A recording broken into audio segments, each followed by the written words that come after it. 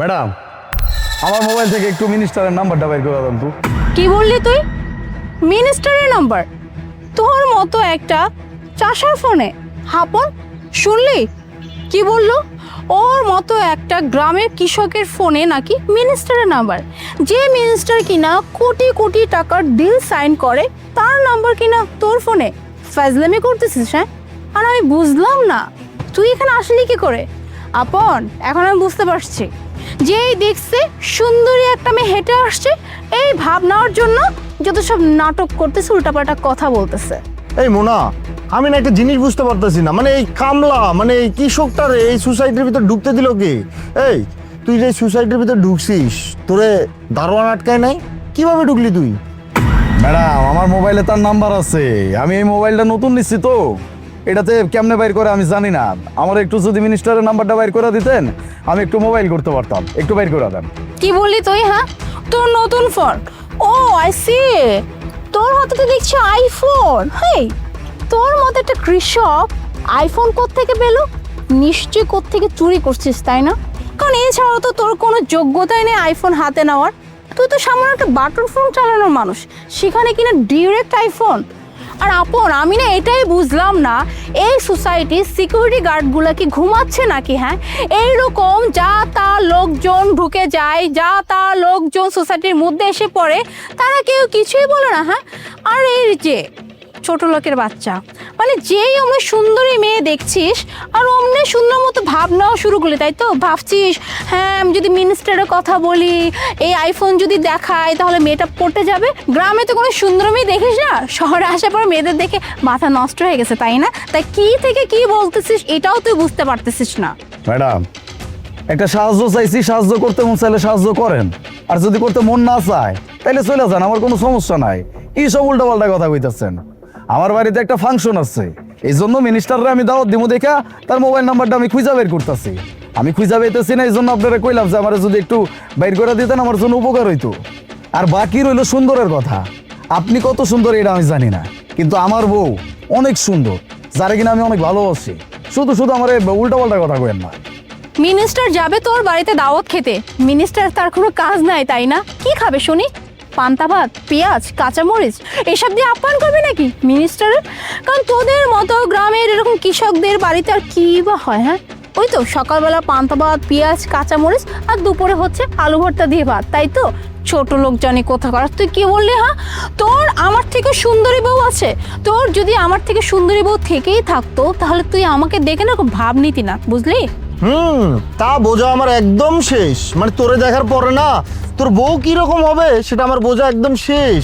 তুই পয়রা আসোস লুঙ্গি, মাথায় গামছা, ঘাড়ে কোদাল, তোর বউ আর কত সুন্দর হবে সেটা না ভাবা শেষ আমাদের। আমি বুঝলাম না আপনারা আমার লগে এমনি কথা কইতেছেন কে? হ্যাঁ, কে আমার বাড়িতে কোনো ফাংশন হইলে ওই জায়গায় মিনিস্টার যাইতে পারে না? ও আচ্ছা, এইবার বুঝতে পারছি। এই যে এতক্ষণ যাবত আমার অশিক্ষিত, মূর্খ, ছোট লোক বইলা কথা কইতাছেন, এগুলো শুধুমাত্র আমার পোশাকের জন্য, তাই তো? হ্যাঁ, পোশাক দেখা মানুষরা বিচার করে না। আল্লাহর রহমতে আল্লাহ আমার যা দিচ্ছে আমার অনেক আছে। আমার নিজের কোম্পানিতে আপনাকে মতো এরকম লোক শয়ে শয়ে লোক কাজ করে, আমি তাকে নিজ হাতে বেতন দিই। আর আপনারা আমার ছোট লোক, মূর্খ, গরিব, শিক্ষিত যা ইচ্ছা তাই বলে অপমান করতেছেন। শোনেন, মানুষের বেশভূষা দেখে কোনো মানুষের বিচার করতে হয় না। আমি এরকম কাপড় চোপড় কেন পরি জানেন? কারণ আমি একজন কৃষক। আমার বাপে কৃষক আছিল, আমার দাদা কৃষক আছিল, আমাকে বংশ হয়েছে কৃষকের বংশ। আমাকে যে পরিমাণ জমি আছে আপনারও যদি আমি ছাইরা দিই, আপনি জমির এই পাশ থেকে ওই পাশ পর্যন্ত যাইতে পারবেন না। আবার আপনি আমার কইতাছেন গরিব ছোট লোক। শোনেন, মানুষের সম্মান দিয়ে কথা কইবেন। মানুষের যদি সম্মান করতে পারেন নিজেও সম্মান পাইবেন। কি বললি তুই? কোম্পানি? এই ফার্স্ট টাইম শুনলাম আপন যে কৃষকেরও নাকি কোন কোম্পানি থাকে। আচ্ছা, তো কোম্পানিটা কিসের? হ্যাঁ, ধান ক্ষেতের নাকি পাট ক্ষেতের, কোনটা? কারণ এগুলো ছাড়া তো তুই কাজ করিস না। আসছে কোম্পানি ফুটাইতে। শোন, কোম্পানি কোম্পানি করতেছিস না, কোম্পানির কথা আমাদের থেকে শোন। এই যে আমরা না মাল্টিন্যাশনাল কোম্পানিতে জব করি। আমার স্যালারি 80,000 টাকা, ওর স্যালারি 70,000 টাকা। আবার আমাদের সামনে তুই ভাব নিচ্ছিস, তাই না? তুই কি কিছু উল্টাপাল্টা খেয়ে আসছিস নাকি? সে তখন থেকে যা ইচ্ছা তাই না মুখ থেকে বের করছিস। মোনা, তুইও না মানে কারে পরিচয় দিতেছোস? আমাদের পরিচয় কারে দিতেছিস দেখ ওরে একবার। বাস, 80,000 টাকা, 70,000 টাকা, এই টাকা বেতন পায় আরেকজন মানুষরা আপনাকে মানুষ মনে হইতেছে না, হ্যাঁ? মানুষরা অমানুষ মনে করতেছেন। 80,000 টাকা বেতন পান, 70,000 টাকা বেতন পান, এই বেতন নিয়ে এত বড় বড় বড়াই দেখাইতেছেন। শোনেন, যেই টাকা আপনারা বেতন পান, এই টাকা আমার গাড়িতে তেল খরচ লাগে, আবার কথা কইতেছে। দেখ, আমরা যে টাকা পাই সে টাকার নাকি এই তেল ভরাই। হ্যাঁ, আসছে মানে ওর চাপা দেখছিস, মানে ওরে কেউ কিন্তু ধরতে পারবে না, ও একটা কৃষক, ওরে কেউ ধরার কোনো এ নাই, এমন ভাবে চাপা দেয় মানে ও রিস্কিট। কি বললি তুই? হ্যাঁ, তোর এই গাড়িতে আমাদের যে বেতন সেই সমপরিমাণ টাকার তুই তেল এই গাড়িতে দিস?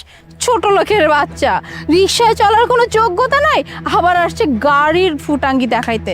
আচ্ছা ঠিক আছে, মানলাম মানলাম তোর গাড়ি আছে, ফ্যাক্টরি আছে, সব আছে। আচ্ছা ঠিক আছে, তুই তাহলে একটা প্রমাণ দে, এই গাড়ি যদি তোর হয়ে থাকে, চাবি দেখা, চাবি। কারণ যার গাড়ি তার কাছে তো চাবি থাকবেই। কি দেখা, বের কর। এটা আমার গাড়ি নাকি কার গাড়ি, এই প্রমাণ তো আপনাকে দিতে আমি বাধ্য না। আপনাকে কাছে একটা সাহায্য চাইছিলাম, আপনারা করবেন না, ঠিক আছে? আপনারা যান। আচ্ছা আপন, এখন বুঝতে পারছিস তো যে আমি গাড়ির চাবির কথা বললাম, এখন একেবারে কথাই চেঞ্জ করে ফেলছে।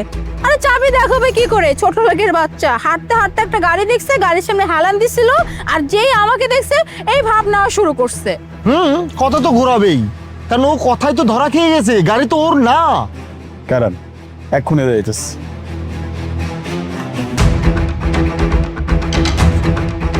এই যে গাড়ির চাবি। কি বিশ্বাস হয়েছে? এই এই গাড়ি আপনার? রায়ন, আপনাকে কোনো কথা শোনার আমার ইচ্ছা নাই। মানুষের সম্মান করতে পারেন না, আপনাকে লাগে এবার কিসের কথা? মানুষের পোশাক দেখে মানুষের সম্মান করবেন?